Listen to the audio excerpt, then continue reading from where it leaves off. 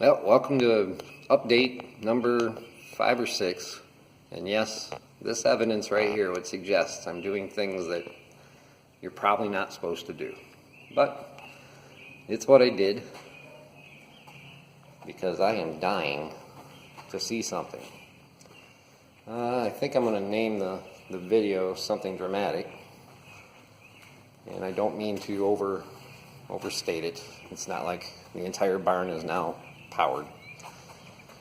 But that little cord going to the back porch outlet has changed everything. Now I need to do the reveal well. First of all, look, my switch lights. That's pretty cool. Eventually there's going to be 3 switches here. In case you can't quite understand what I'm doing, shop lights, first one. The under the soffit lights, middle, and then some sort of spotlight that I haven't bought yet. That would go there. Right now, today we're just powering the circuit that does the under the soffit lights. I don't really dare to power anything else yet because the under the shop lights are just wires hanging from boxes, so there's nothing exciting that's going to happen there. I probably will power the various circuits for all these plugs. I'd like to stick that plug tester into all of them, make sure everything seems good before we get too far down the road. Pretty soon we need to put a ceiling in here, so I would kind of like to know that all those wires are good. I haven't quite figured out what I'm going to do yet. Part of me thinks I'm going to hang some lights, but then that seems kind of useless because you're just going to take them all back down again. I don't know. It's how much self-satisfaction must Brian have. And sometimes he needs a lot. Alright, so what does this look like? I noticed when you turn the switch on, the light goes off. Okay, alright. I wouldn't have guessed that. What happened? What happened, Brian, when you turned that light on? Did the barn flip over? Did you reach nirvana? Well, yeah, in a way I did. In a way I did. Woohoo! Got me some lights, baby. So like I said, there's 4 in the front. I don't know if it's visible that the gap between those two is a little different than the gap between those N2s.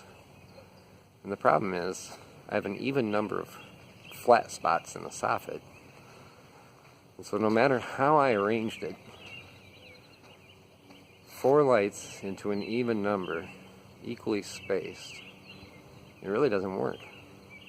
You'd have to use 5 lights. And I didn't use 5 lights. I already bought my lights. I'm not buying another light just to make this work out.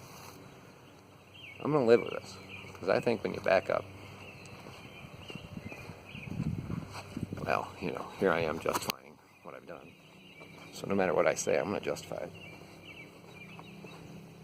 Alright, we're backing up. It isn't that obvious that the middle 2 lights are that much closer. It's exactly, I think it's 9 inches. I forget the distance in the rib spacing. It's either 8 or 9 inches. So I'm going to live with that. And then, I have touched the barn, so if voltage is leaking anywhere, it's not leaking into the shell of the barn.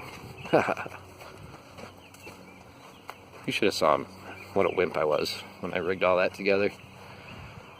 The back 2 lights, that's all I got. Now that one did work.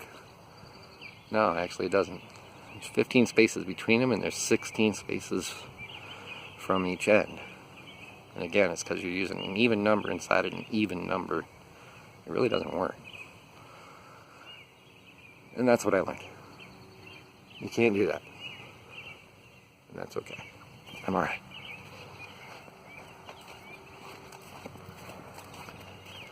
I can still claim symmetry from the center of the building. That mark is the center.